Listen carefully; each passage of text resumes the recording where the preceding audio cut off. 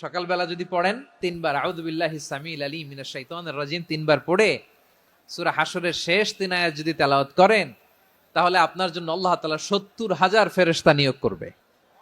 সারা দিন তারা আপনার জন্য মাগফিরাতের দোয়া করবে। আর ওই দিন ইন্তেকাল করলে আল্লাহ তাআলা শহীদ হিসেবে আপনাকে কিয়ামতের দিন দাঁড় করাবে। আবার সন্ধ্যাবেলায় যদি পড়েন, সারা রাতের জন্য 70,000 ফেরেশতা মাগফিরাতের দোয়া করবে। ওই রাতে মারা গেলে শাহাদাতের মৃত্যু নসিব হয়ে যাবে। আযকারুস সাবাহি ওয়াল মাসা, সকাল সন্ধ্যার যে জিকির, এই জিকিরের অন্তর্ভুক্ত করে নেবেন এই ওয়াজিফাটা।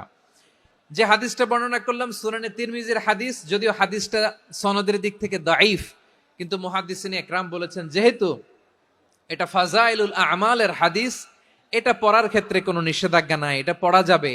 সো সকাল সন্ধ্যা যদি সুযোগ হয় এই ওয়াজিফাটা যেন আমরা পড়ি।